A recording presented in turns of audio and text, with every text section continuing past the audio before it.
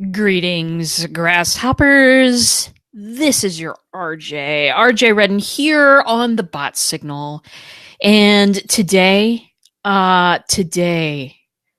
a great day because today we talk about governmental regulations. Now, attempt to hold back your excitement about these things. I'm going to explain GDPR to you in plain English, and I'm going to tell you what you need to do to get your bot compliant. It is a very important thing. This GDPR I'm talking about goes into effect on Friday. So there is a lot going on, and I'm going to dive right in right after I get to some of these comments. Tish is here now. Now it's a party. Diana Richardson, hello. How you doing? We need to chat. Very good. And Stephen Healy is here. So we got it going on today, brothers and sisters. It is officially a party.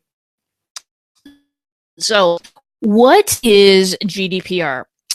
In plain English, and this is what the title really stands for: General Data Protection Regulation. It's all about how people online are collecting and using data, right? It's for folks' protection. It's a good thing, this GDPR, because, people have abused other people's information since information was available. It didn't start on the internet, people, but the internet has been a power tool to help people who want to abuse information. The internet has empowered them to do so. And so these regulations have been coming up. Now, this GDPR, this is not a law that was passed here in the States. It was passed over in Europe. It protects every citizen of the European Union. Everyone, whether they live abroad or next door. And people don't always tell you, hello, my name is RJ and I have dual citizenship. No, you may not know who has it and who doesn't. So it's time to protect yourself. Now, if you have a website out there, there are specific things that you need to do to protect your website. That is not what the show is about. I will be giving you guys a link later in the comments that will keep you up on what websites need to do. That's a separate subject. There's a couple things you can do to protect yourself there. Today, we're going to talk about how it affects your bots. Now, what does the regulations say? It says this, and it is really simple. It just says that if you're going to collect and use other people's information, first name, last name, email address, those are typical things that people use, then you need to ask for consent.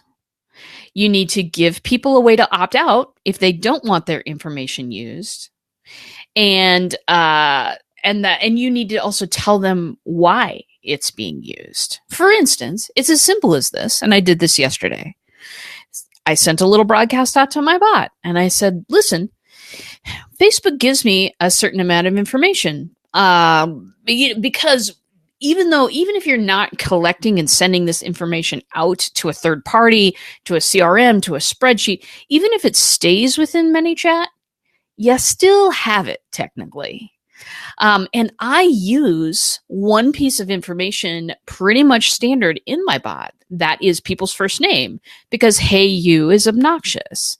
And so I got on yesterday and did a little broadcast to everybody. And I said, hey, I pretty consistently use your first name. That is the only, and I only use it inside the bot. Do I have your permission to use your first name so I don't have to call you hey, you? All I did was get on and just say, this is the piece of information that I'm allowed to see about you. This is exactly how I'm using it. Do I have your permission to do that? And I did that with everybody who has subscribed to me up to this point. This is what the data protection regulation is about. Just if you're going to use people's information, ask their consent. Give them a way out of it if they don't want their information used. I had a couple people yesterday who clicked through everything and then gave me a, no, I don't want you to use my first name when you're doing broadcasts in the bot. I have a way around that now. So give people a yes, no opportunity. Ryan is here as well. Yes, power tools are not all bad. The way you use power tools, Ryan Ridgely, it's a symphony, and we all know this. And I hope you are having a wonderful time while working your tail off to get some stuff out, because I know your business is busy right now. Very good. So here's the deal. First deal you need to know. Get consent whenever you ask for new information. And just be upfront with people. Be honest and tell them why it's being used. This is all you need to do. This is not a problem, really. Isn't this how we'd like to be treated? I mean, for me, my bot, I took a little look in a couple places, and I'll tell you what I did to fix. But it was really all in the of, wow, somebody risky enough to ask me whether I'd like this, information shared or whatever. I think that that's a wonderful way to treat people, and I'm so glad this is coming into place on Friday. So get consent when you ask for info. If at this point, up to this point, you've been using your bot, but you haven't been collecting email addresses and sending them off to a CRM, if you decide to do that, a customer relationship management platform, sorry, I said some letters there and I didn't explain them. If you're collecting, if you decide at some point to start collecting emails in the future and sending those off to a spreadsheet, just get on and say, hey, everybody, I'd really love your email address. I'm going to start sending out emails periodically. Would you like to be on my list? In the bot, you give them a yes and a no path. Tag everybody who says yes with wants to be on the email list, and use that information however you'd like. It's fine. But you have to ask.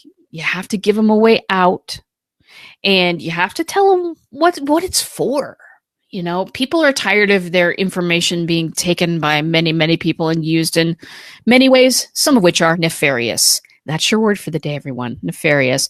And that's, people are tired. And this is happening. So users can also request, according to this new law, they can request that they can download the information that you get about them, that they can change the information that you have about them, or that you can remove the information that you have about them. Now, if you are on ManyChat, as I am, there are tools that will help you do this. So if somebody comes to me on Monday after this law goes into effect on Friday and says, hey, I'd still like to be in your bot, but I just want to remove all my personal information, I can make that happen in the bot.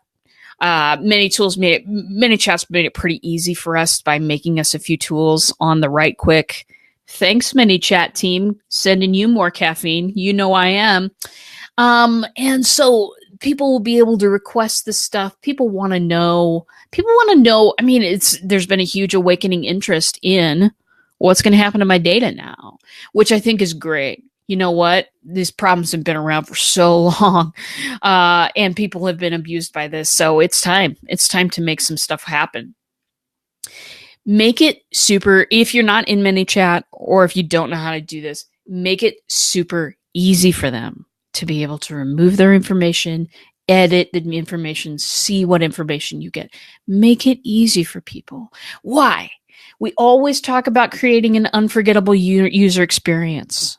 We always talk about making people feel seen and cared about inside your chatbot, making these operations that people are going to be able to ask for as of Friday. They're going to be able to ask these things. Make it easy for them. They will feel cared about, even if they're removing their information. Isn't that funny? Going back to the little broadcast I did yesterday, letting everybody know, hey, this is going on. Can I use your first name? Having those few people say no. the next time they get a broadcast, it's going to say hi, and then I'm going to have a fallback there of not you, but something. And it won't have their first name because I don't have permission to use it anymore. But they're going to see that, and they're going to feel like somebody's listening, somebody cares. Like people so want to feel that way. They just want to feel listened to, cared about, and seen. And make your bot do that. That will make it take off.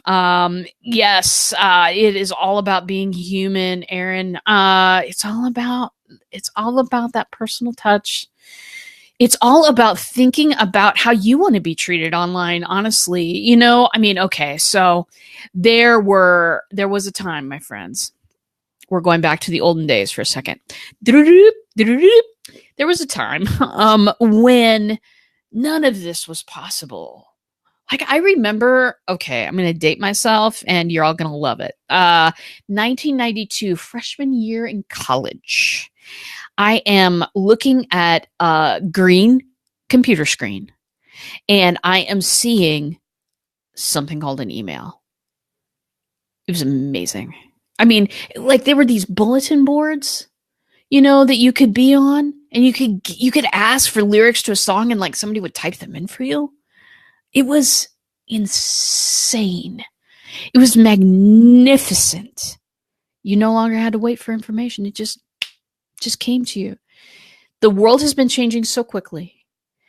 Everything that we can do is so amazing and cool. Sometimes we forget that there's a dark side. There's a dark side, my friends. And they have cookies, and those cookies don't have chocolate chips, is what I'm saying to you. Anyway, got distracted. Let's see what Ryan has to say. Oh, Content Makers Net is here. Hello. Glad you showed up today. Ryan says, this seems very Greek to me. Oh, it absolutely is. Ryan, don't you worry. You're my client. Well, we're getting this. We're going to make this happen. I'm starting to wonder if I need to spend more hands-on time with my bot instead of depending on my bot. You are doing just fine, though. You are doing just fine. So fantastic. 1992, fourth grade, Oregon Trail. Yes, I have been killed by dysentery, and Number Cruncher. Wow. Yeah, baby. I won't go back to the olden days completely for you and tell you what I first thought about computers, which, spoiler alert, I thought they were the biggest waste of time I'd ever seen when I was 8. Anyway, back to GDPR. So users can request their information from you at any time and just make it easy for them. Make it super easy. Give them the white glove Disneyland experience through your bot. They'll remember you. Also, send an announcement and get consent. What I did yesterday. If you're already subscribed to my bot, you got it yesterday. Not just type comments there, and that will get you subscribed. You'll get a little reminder 15 minutes before my shows if you would like that, and you'll be subscribed. I sent out an announcement yesterday, and I'll send it out to everybody who joins today and everybody who joins in the future, that I do see a little bit of their information and that none of it will be used outside the bot. And that's, just tell people, because you have to, for GDPR, you have to get everybody who's a past subscriber as well. Not just people who are going to subscribe to your bot after Friday. You got to back everybody. Get everybody that is in your bot and say, hey, is it cool that I use your information within this bot? Okay. Now, here is, flashback. Proud to present this flashback. Very good. My friend's dad designed Oregon Trail. How has this never come up? How's this never come up? All right. Anyway, back to business here. For a best practice, and I did this yesterday as well, I added a privacy policy to my bot. It was ridiculously easy. I will give you the link in which I used to do this. By the way, this privacy policy has not been looked over by a lawyer. Please do not take this as legal advice.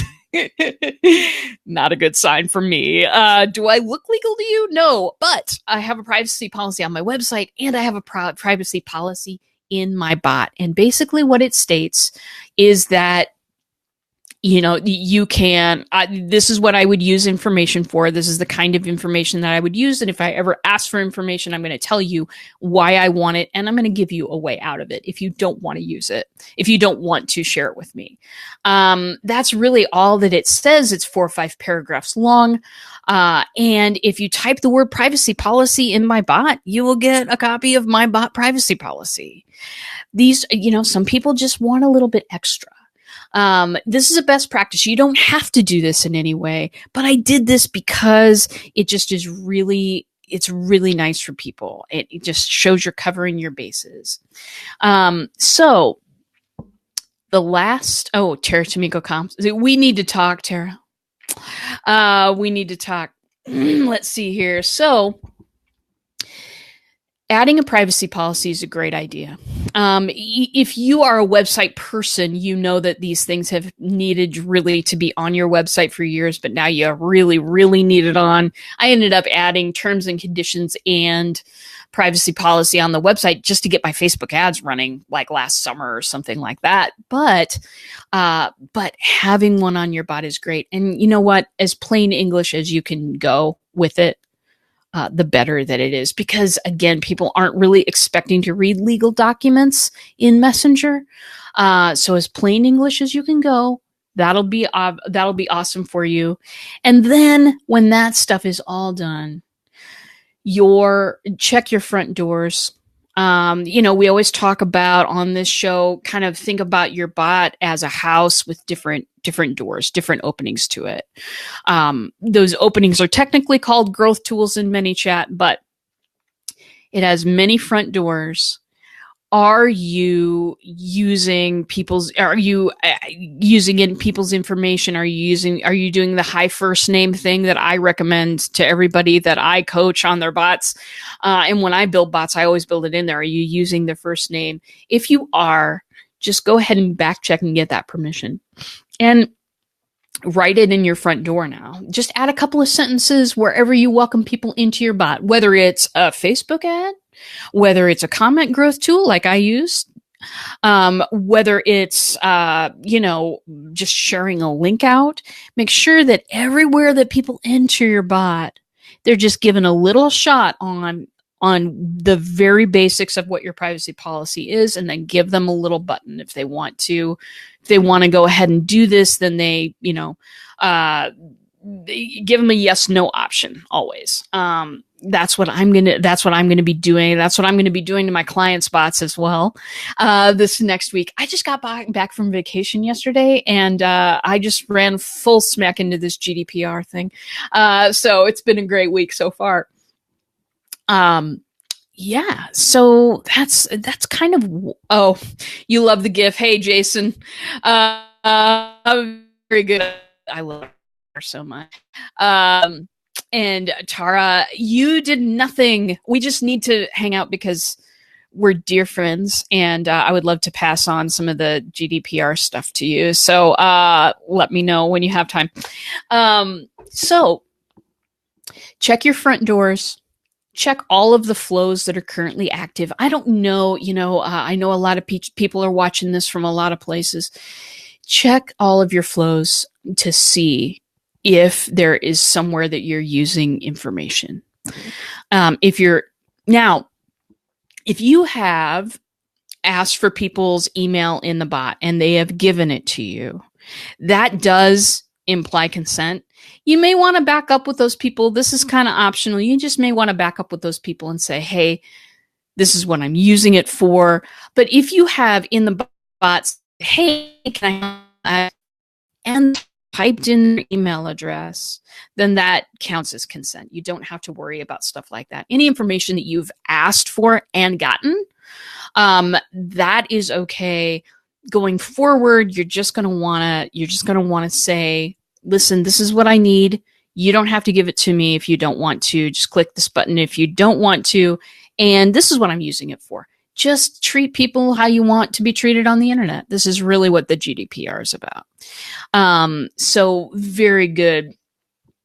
And that's really what this is all about. So, kind of just going back to what the GDPR is, it is, coming out at just about a month or so after the Zuckerberg before Congress thing. Coincidentally enough, I believe he's sitting before some European folks today, probably wearing a tie, sipping water, and his friends are having a watch party. Yeah, I know. But this is kind of that data breach brought up a lot of stuff with people. Now, everybody's collecting your information. Google's collecting it. That's how they know which ads to show you in your email if you use Gmail. Everybody's collecting it, but it's going to start to come into people's awareness now just how much is out there and how other people are managing this. Very good. Do you manage bots or just teach? Yeah, I do both. Some people come to me and they're like, okay, I want you to build this and I want to know how to do it in case, you fall into a coma or something. And some people are like, teach me. I just want to do this on my own. So I just cover the spectrum. I've been teaching people technology for 20 years. And I recently, as of last June, I guess it's almost a year anniversary now is when I got into bots. But I made that my full-time business once I came upon them. And why did I do that? Let me just cover that and tie that back to GDPR, because I got into bots. They were so amazing to me, not because, oh, look, people don't have to give their name and email address. They just have to click the button and you are connected with them. Yeah, that's cool. Open rates, hey, they're cool. I'm not going to tell you I don't love them, because I do. But the main reason that I got into bots is because it is the very first time that I've seen a marketing tool, my friends, give people respect and space and allow them to choose their own adventure. Can you think of any other marketing tool that does that? If you can, I would love to hear about it in the comments. Please tell me, because I can't come up with anything. Email? It's a blast. It's a blast to a whole bunch of people hoping somebody will come back. Yeah, it's a connection to someone's inbox, but how many inboxes do you have? I'm a geek, so I have over 10, but don't use me. How many inboxes do people have and abandon? How many times do you give out a junk email address? Just like the fake phone number at the bar. Don't tell me you didn't do that, because I did that too. Anyway, email is a place where people go to work. Messenger is a place where people go to talk to people and businesses they care about. Be a business they care about. This GDPR stuff is nothing but good for us. Hey, it's an excuse to blow the dust off of those broadcasts and use them and get to know your audience and what they prefer for data. It's a great opportunity to do that. But more than that, it is inviting respect back into the marketing space by saying, hey, these are the rules. Let me catch up on the comments here. Teresa, Google has gotten creepy with what they do with info. You don't even have to search for something and they market it to you. I know, and I'm still using Chrome. So I know, right? It's kind of that situation now where it's like, ooh, do I want to step into this water or not? But also the best browser out there and the one that works with BeLive. And so, it's a tough choice sometimes, but inviting respect back into that space instead of just allowing the people in charge to do whatever the hell it is they do. I don't know what they do. Do you know what they do? No. Just allowing, whatever to happen. I'm really glad this is coming into effect. It's a little bit of back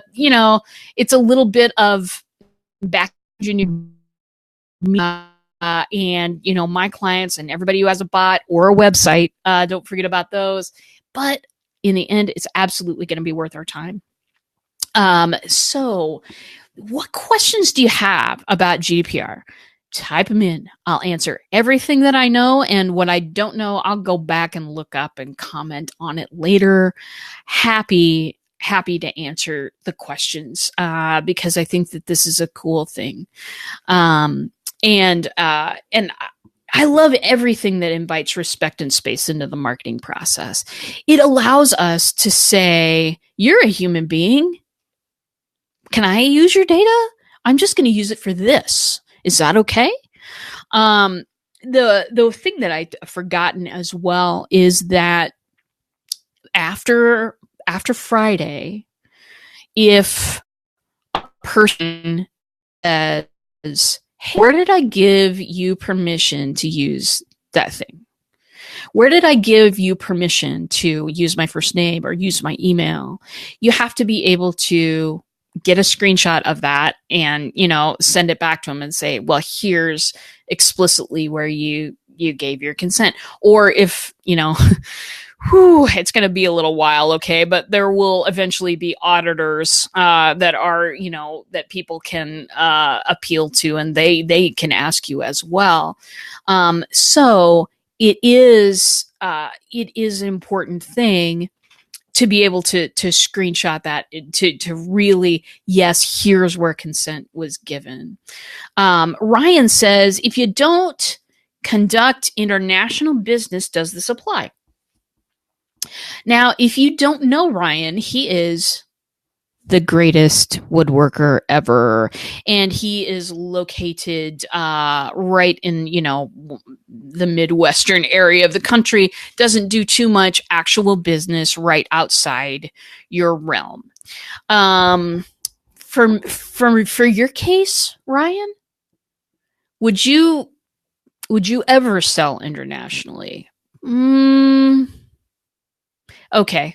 How about this? I know that you have some products like the bath board, or the little peg game made with the casings. I know that you have small products. Would you ever, if somebody was interested, if you got some interest on that, would you ship that overseas? If you're ever thinking about shipping overseas or something like that, even though you do most of your business right there where you're located, I would say you do need to be compliant there.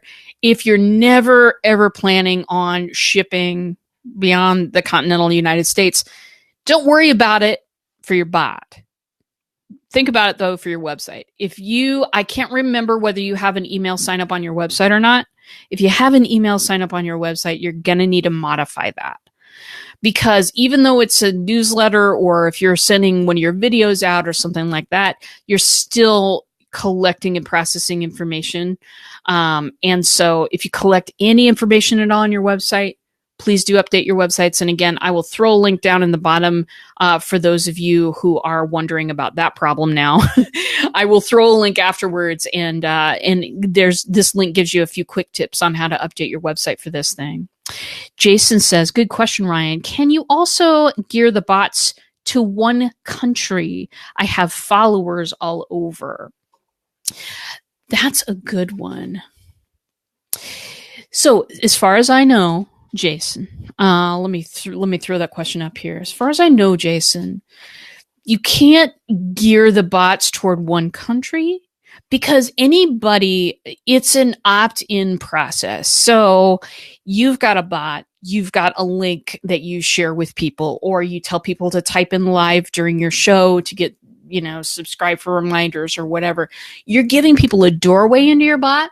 There is no way that I can bar people from, let's say, Barcelona, because I know Tara's on here. Let's say I want to ban people, outside the United States. There's no way to do this. What you can do though, Jason, is because if you have followers from all over, there are certain messages that are only going to apply to this region of the world or this country or whatever. You can tag people as to location and only send a message to a region that it applies to. Does that make sense to you? So let me just put that in real terms for you. If you have followers from all over, and one thing that you can see through ManyChat is what time zone a person is from. They won't tell you I'm from this town in Germany, but it will say the UTC right there. So you know this person is, from overseas. You can tag people who are from overseas. And then if you have a message that is only going to go out to your US followers, then you can set it so that the message only goes out to the people in the US. Or if you're going to be appearing somewhere and doing a show, you can say, hey, I've got a live show in Texas and I want to locate, everybody who might be around there. Those things you can, each depends on